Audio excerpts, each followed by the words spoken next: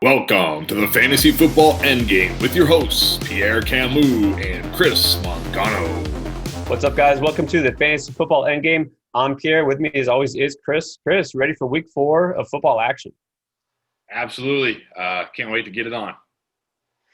It's an interesting time watching football. You know, I know you're not a huge MLB fan, but baseball playoffs are starting. But, of course, the NBA Finals, man, it's hard to compete. Of course, we might have to do a whole separate thing. I, of course, being from Miami, born and raised, and a huge Heat fan. And you, of course, there in California, being quite a big Lakers fan. Yeah, we got a little fantasy endgame rivalry here. Heat Lakers in the finals. You're a Heat fan, lifelong Heat fan. I'm a lifelong Laker fan. So, guys, if the videos stop popping up, you know why. Maybe we killed each other or said some hateful words and tore apart our relationship. Who knows? Nah, not really. It's funny though. You know, you think of this. Obviously, co-host here. Rivals for basketball now. We're battling each other in chess every single day, most of the time, which of course you win. Fantasy football, you always find a way to snipe me in our drafts. So it's just more of the same, right? It makes sense. It's only logical that our team should meet the finals. And our football teams continually battle it out year after year for the worst team in the NFL. So yeah, we pretty much anything we do, it's a rivalry. That's right. And you know, you go back, we were alive in the 80s. Not everybody, but you know, our teams dominate. 82, 83, man, Dolphins and the Washington football team. Yeah, it was all about those teams. But anyways, it's all about competition here, friendly competition. But you know what? In fantasy football, there's one goal, is to win, right? You want to win no matter whether you're in a home league, right, expert league, public league, doesn't matter, right? You want to win. You want to win big. You want to crush your competition. So that's what we're here for. We're here to help you. And we're going to talk to you about running backs today, some start-sit advice on those tough decisions for week 4. We're here every week with all those positions that matter. And if you want to know when our latest videos are coming up, click on the little bell for notifications. And, of course, if you didn't already, hit that subscribe button. All right, we got you covered. So let's talk running backs. You know, we talk waiver wire, of course, always at the beginning of the week. And this was not a good week for waivers. There's not going to be a lot of guys that, you know, like past weeks that you scoop them up and put them in your lineup. Those guys, I think it's pretty obvious. Like you got Mike Davis, you know, we'll talk a little bit about Jerrick McKinnon. Those guys, if you got them, you're probably starting them because you have to, right? Jerrick McKinnon, Mike Davis for sure. You're starting him if you got him. Jerrick McKinnon, I think we should talk more about him in a little bit. I'm not sure if I feel like he must start. Well, let's talk. I mean, we're going to talk about him a lot because we've been talking about him since the preseason, right? I mean, if anybody told you, hey, grab McKinnon, it wasn't just last week or 2 weeks ago. We were on him in the preseason. But the first thing, before we get to our typical start-sit decisions here, Chris, we kind of have to address the fact that there's a game we don't even know is going to get played. If it is, it's going to be Monday, maybe Tuesday. We might have a first of Tuesday night football. Now, I know it's not the first official ever, but, you know, it's 2020. It's kind of par for the course here, right? Have a Tuesday, Wednesday game, delayed game, canceled game. So if you do have guys like Derrick Henry, James Conner, maybe something happens with the Vikings too, right? Dalvin Cook. These are some big names at running back. What do you do now? Obviously, if they play, you start them. But how do you work that lineup knowing that there's a chance that Monday or Tuesday comes along and then all of a sudden you get screwed at the last minute there? Do you just let it ride, keep these guys and, you know, your lineup and hope for the best? Or do you pivot and wait and then maybe put somebody who's in one of the late games? I mean, how are you working that? Yeah, this is a really tough situation. Apologies for my dog in the background. This is a tough situation. If you're not familiar, if you don't know what's going on, if you haven't heard, some Titans players tested positive for COVID, and the game has been. At first, there was fear that maybe they wouldn't be able to play the game at all. Now they're saying hopefully Monday night, maybe Tuesday night, but there is a real possibility that the game does not get played, right? If between now and then the more players or more personnel test positive, the NFL is going to have a really hard decision here on what to do regarding playing the game. So in regards to Conner and Derrick Henry, I mean, this is so brutal if you have these guys, because obviously if this never happened, these guys are going to be in your lineup, automatic, must start, don't even worry about it type guys, right? But here we are, and I don't know what the solution is, to be honest. I wish I could sit here and tell you what the solution is, because you don't want to bench these guys and put in somebody, you know, like a RB3 that gets you like 8, 9 points, 7 points, and then you wake up Monday morning to find out the game's going to play, or you find out Sunday night after your guys already played that the game's going to play, and then Connor or Henry go off for some, you know, 25, 30-point game, and you're kicking yourself. So I think you have to leave them in. It sounds like all signs are pointing to the game being played. Obviously, hopefully we'll get some clarity, you know, maybe Sunday morning or something like that, but I think you have to leave them in just because of the upside that they have.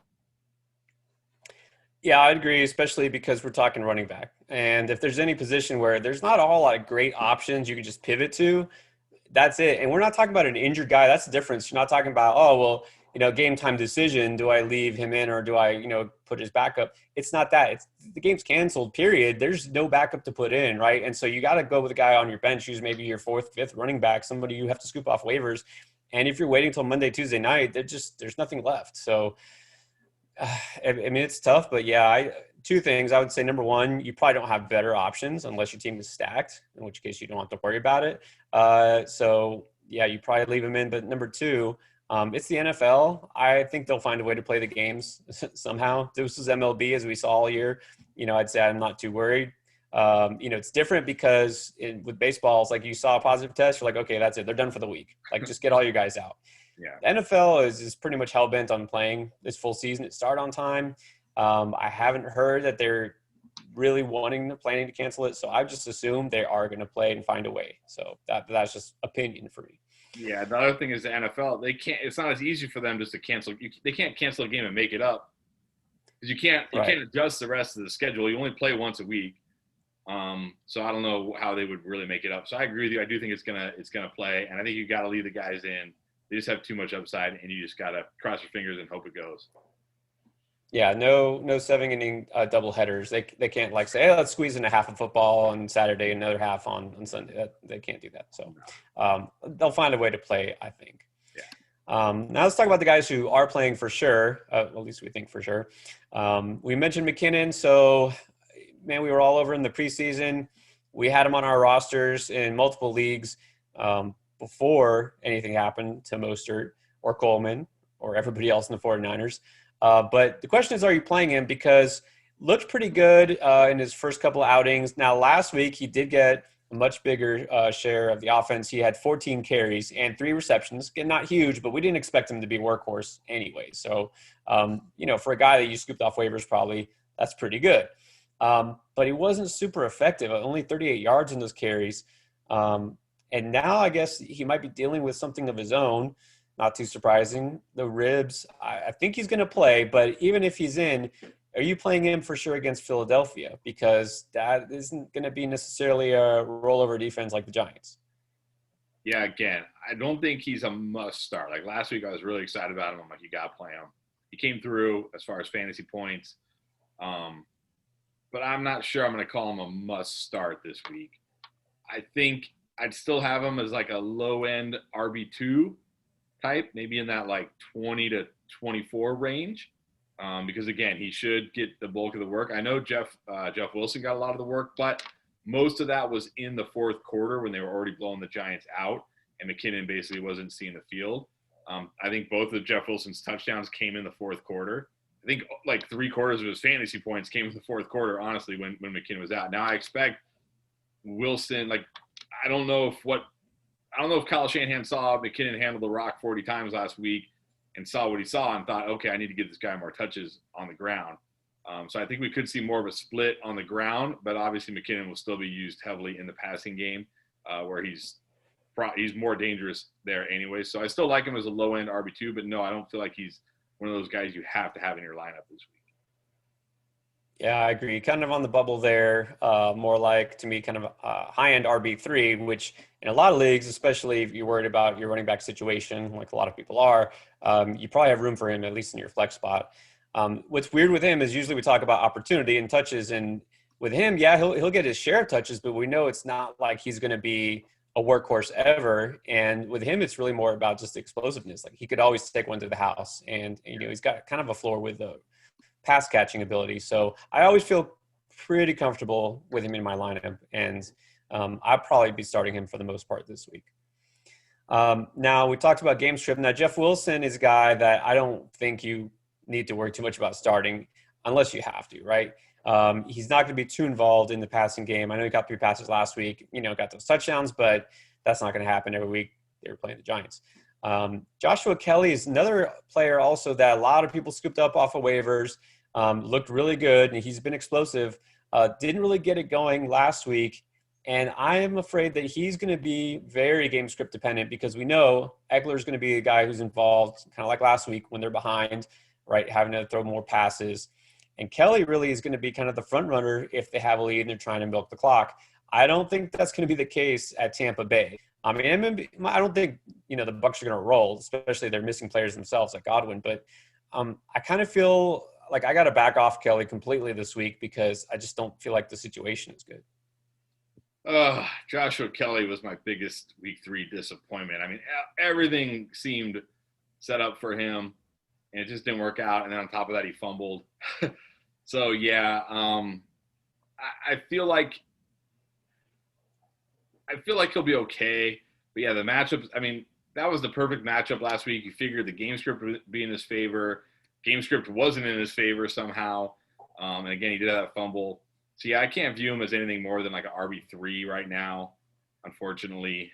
Don't drop him if you have him. Like, don't get all mad and drop him, although waivers already happened, so hopefully you didn't drop him. But, yeah, I would not want to have to start him this week if at all possible. I'd rather just put him on my bench. And like you said, he's going to be game script dependent, and you're going to have to try to figure out, okay, when is it a Kelley week and when – well, it's always going to be an Eckler week, but when is it a week where Kelley should get more work and you're just going to have to try to play it that way. And I agree with you. I don't think this is going to be that week. Yeah, and I was right there with you. Well, I've been a huge Kelley fan since the NFL draft, right? I got him in a lot of places early. Had him in a lot of leagues where I didn't have to use a waiver claim on him because I already had stashed him. So I was ready, man. I was ready for the game. Last week was a smash spot, and the Panthers still allowing the second most fantasy points to running backs, and it didn't happen because I guess somehow they got ahead and they never let up. So yeah, I'm not saying that if it didn't happen last week, it's not going to happen ever again. All right, but this isn't the game where I don't think he'll get enough opportunity. I mean, he's going to be pretty touchdown dependent. So I would say bench him, unless you really have no choice. All right, let's move on to the Bills offense here. Now, this is an interesting name brought up last week too. Devin Singletary had some opportunity, looked pretty good. And of course, now Zach Moss is back. I mean, is that it? Does that just kill his fantasy value? He goes back to being, in a timeshare because that offense is rolling and Singletary heavily involved in the passing game, which is pretty good, right? One of the leaders in targets among all running backs. But it looks like they're just going to go back to a timeshare because, around the goal line, it's going to be Moss. Now eating into those receptions, it's going to be Moss. So the Singletary go back to the fantasy bench too. No, I still really like Singletary this week. I mean, even if you look at the first 2 games, he had 9 carries week 1, 10 carries week 2. He only had 13 carries last week, 5 targets, 4 receptions. So it wasn't like, with Zach Moss out, he got 25 touches or something. So even if he gets 10 to 13 carries and another 4 to 5 catches, the Raiders just gave up over 200 yards on the ground to the New England Patriots. The New England Patriots are rolling out Sonny Michel and Rex Burkhead as running backs, right? They're not rolling out – they don't have Zeke. They don't have Dalvin Cook. They don't have Alvin Kamara. They're rolling out Rex – no disrespect to Rex Burkhead and Sonny Michel, but they just ran for 200 yards on this Raiders defense. So goal line carry – look, Singletary, whether Moss is there or not, Singletary is not getting the goal line carries anyways. He didn't get the goal line carries this week, even with Moss out. So if you have Singletary, you're not expecting a lot of touchdowns. You're expecting – efficiency on the ground and pass catching, and I think he'll still get you that, and this is a great matchup, so I think you can rule Singletary out with confidence. Yeah, but that's a good point. Like you always say, I mean, really the goal line back there is Josh Allen, right? So just like in New England, it's usually not Rex Burkhead, it's Cam Newton, just not last week. But yeah, the Raiders, talk about the Carolina Panthers having a really bad run defense so far. Well, the Raiders are the only team worse than them, giving up the most fantasy points to running backs. Yeah, I know it's only 3 games. It still means something, right? When you get rolled over by a team, Sonny Michel hadn't done anything, so far. And Rex Burkhead, who, again, no offense, but, he has a game like that once a year, and it came against the Raiders. So question is, though, I think Singletary, you can play him because he's got that big play potential. What about Zach Moss? Any possibility that he's worth putting in your lineup? Zach Moss has looked terrible so far this year, and I just don't see him having – I mean, he'll also get like 10 carries, and he will get the goal line carries, so he's always got a chance for a touchdown, but he's not going to give you anything through the air or very little through the air. No, I don't really want to be playing Zach Moss this week if I can avoid it. Yeah. No, I agree. Again, even though you look at the matchup, the numbers, we start your running backs against the Raiders, worst. But coming off injury too, yeah, it's very risky there because there's a definite cap on his ceiling. There's a guy that I never feel good about playing, and I don't have to worry about it because I just never draft him. And that's Carlos Hyde. So I don't know. I don't know what it is. Maybe because he's from Ohio State. I don't know. I just have never been a Carlos Hyde fan, and I haven't really been proven wrong too much lately. But here's the thing. I know he was pretty popular pickup this week because obviously Chris Carson going to be out 1, maybe 2 weeks. And, Penny's still on IR, and they don't have a lot of depth there, right? They signed Hyde for a reason. Homer will get a few touches, but nothing worthy of notice. And then DJ Dallas might catch a couple of passes, but it's Carlos Hyde probably going to get a lot of carries, especially going against my Dolphins. There's a chance the Seattle might be leading in this game. I mean, I don't know. It's possible. So do you put Carlos Hyde in as maybe an RB3 thinking just volume alone, maybe he sneaks into the end zone, he can get you some points? Yeah, to me, that's all Carlos Hyde is. He's a touchdown-dependent guy. I mean, even if you look at Chris Carson, 14 carries, 17 carries in his 2 healthy games. It's not like he's running the ball a ton. They're letting Russ cook this year, right? They're throwing it, they're airing it out, and it's working, and I don't see any reason why that's going to change against Miami.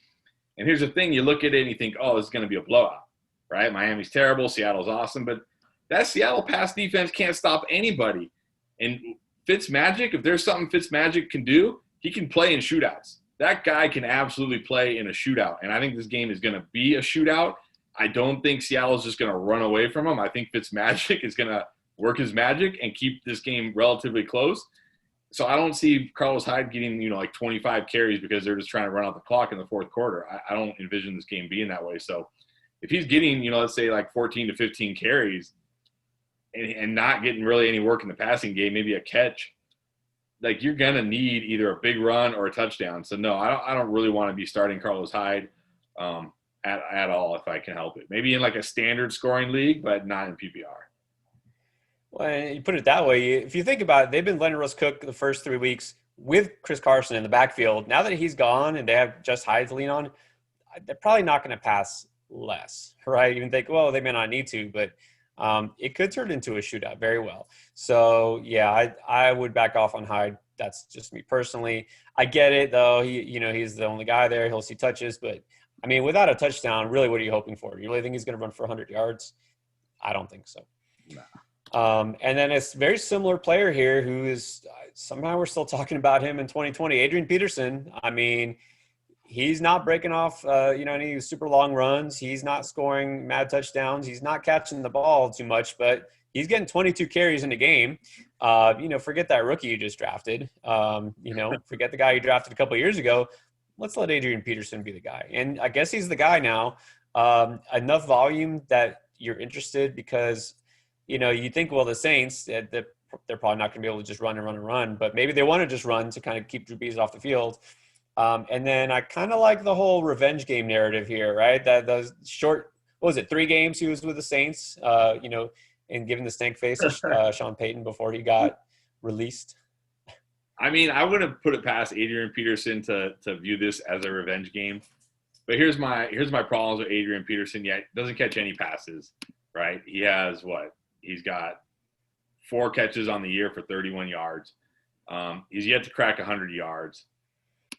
And now he goes against the Saints defense that held, I don't know if you want to say held, but held Ronald Jones to 3.2 yards a carry, Josh Jacobs to 3.5 yards a carry, and Aaron Jones to 3.8 yards a carry last week. As much as I like Adrian Peterson, one of the greatest running backs of all time, even if he somehow runs the ball 20 times this week, what is he realistically getting you? 60, 70 yards, 80 yards maybe? With, you know what I mean? So, if again, just like Carlos Hyde, okay, in a standard scoring league, sure, roll out Adrian Peterson as like an RB3 and hope he finds the end zone or something. But in PPR, nah, because if he doesn't find the end zone, what are you getting? You're getting like 7, 8 points from him. That's not really going to cut it. So, no, I can easily pass on Adrian Peterson this week. Yeah, I think we're in agreement here too. I mean, props to Peterson at his age 35 to be dogs all over the place. Props at age 35, man, for him to still be doing his thing and be the lead back for a team in the NFL. But, really, I think this is a Stafford game more so than, running issue for the Detroit Lions. And I've had no part of Peterson since he was with the Vikings anyway. So, all right, let's get to our booms and busts for the week, right? Running back, boom and bust, guys that we think might go off and guys that you should probably fade, even if you normally had them in your plans. So let you go first. Who's your boom? Yeah, so last week this guy was my bust, and I'm pretty sure if you have this guy, you felt like he busted. But don't worry, he's going to boom this week, and that's Kenyon Drake of the Cardinals. I actually talked about him in my Risers Fallers videos, which you should go watch after this if you want some more insight on him. And I said in that video, he's going to boom this week, and that will be your chance to trade Kenyon Drake because Kenyon Drake only has 5 targets on the year. So you're not going to get running back 2 value out of this guy if he's only catching 1 pass a week. It's just not going to happen. But the Panthers, they've given up over 100 yards every week on the ground. They've given up 7 total touchdowns.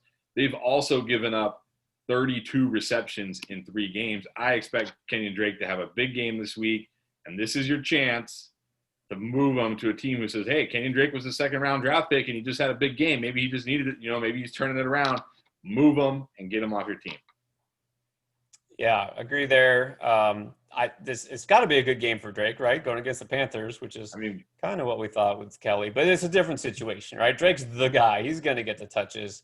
And, yeah, I don't think Carolina will keep up with the Cardinals quite as much as they did, last week with the Chargers. But kind of a common theme here. That's a guy I know you have Drake as kind of like a season-long bust, preseason bust that we talked about. But it's a weekly game. So this week you feel good about him. Well, I had this guy as a big bust. I had him completely off my radar because I'm a Cam Akers truther. So I'm going to go with Darrell Henderson, right? Going to make amends this week. Henderson should make good because going against the Giants, we already talked about that matchup being really good. He's going to get the ball a ton because it looks like Akers is still going to be a no-go. I know it's not official, but they want to get him all healed up. So Henderson's he's looking good. I got to give him his props, and I think this is a game you got to keep him plugged in. Forget Malcolm Brown. Just forget it. That's not an issue. He might vulture a touchdown, which would be really annoying, but there's not much you can do about that. So, yeah, definitely keep Henderson in your lineup this week. All right, let's go to the busts. Who you got? Yeah, I'm going out to Vegas for this one. Josh Jacobs as my bust against Buffalo. So if you look at him so far this year, in their 2 wins in weeks 1 and 2, he had 25 and 27 carries. Last week in their loss, only 16 carries. Game script was on his side. I think that's how it's going to be this week. That Buffalo offense is unstoppable, right? Josh Allen looks unstoppable. I think Vegas is going to be playing from behind. Derek Carr missing Henry Ruggs and Bryan Edwards this week, so they don't have a lot of weapons on offense. I think Jacobs is going to get game scripted out. Plus, that Buffalo run D is pretty dang good. I think you're going to see something similar to what he had last week, 16 for 70, 3 catches for 12 yards. Not horrible, but not what you're wanting from your second-round running back. So, yeah, Josh Jacobs, you got to play him, but, he's probably going to let you down. Yeah, you're not going to like the results, but you can't just bench him outright because there's always a chance for the touchdown. Yeah. Yeah, but interesting, one of those guys who week 1 was like the top scoring running back because he had 3 touchdowns and all of a sudden is going to probably put up 3 straight disappointing weeks, but we'll see. Who do you play week 1? Someone who was really bad. Who did he play week 1? Carolina. So was it, you know what I mean? Like And I saw something where like JJ Zacharyson, I don't know if a late round QB tweeted this out where it's like week 1, Josh Jacobs, blah, blah, blah, blah, blah, blah. Week 2, Leonard Fournette, his big game. Week 3, last week, Austin Eckler. Like each of these guys were like, yeah, I told you so. And then the next week, like, you know what I mean? And I think that's what Josh Jacobs, like he had that one big week against Carolina. Everybody was like, told you. And now it's like, wait a minute, we're seeing the actual Josh Jacobs. I mean, not that I think Josh Jacobs is bad. I just don't think his usage in this offense is enough to have that huge ceiling. Yeah, and the issues at receiver that, the preseason hype, victory laps, it's still a little early for victory laps, especially after week 1. It's never a good idea. All right, so you did mention Leonard Fournette. Well, guess what? My bust of the week is twofold: Leonard Fournette and Ronald Jones. Now, I got to back off on this a little bit. I'm seeing today, and we're talking about midweek here, Leonard Fournette on the injury report, apparently with an ankle issue. I don't know if that means he's not going to play or he'd be limited or what. But that alone, plus what he did last week or didn't do last week, should be enough to kind of make you think, okay, not the week to play him. Then add the fact that the Chargers have one of the top 3 toughest run defenses so far and been limiting some good teams too. So not a good matchup, not 100% healthy, hasn't done much other than that one game you mentioned, right, against a bad opponent. And the fourth quarter basically was all his output.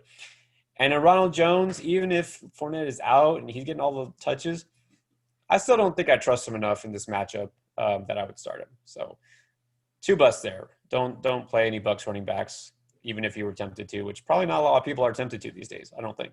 Mm-hmm.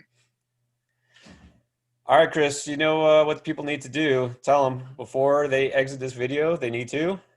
You need to hit the subscribe button, hit that like button, click the bell notification, and if you have start-sit questions, drop them in the comments, and we'll answer them for you. That's right. We're here each and every week. Not just start-sit, right? At every position. Waiver wire for every position. Risers and fallers. DraftKings. Topical information. Everything. Anything. I can't even think of anything that you could possibly want to know about fantasy football that we don't have covered here. This is the end game, right? And the point is, we're here to help you win. And we go live every Sunday morning to help you with your last-minute decisions.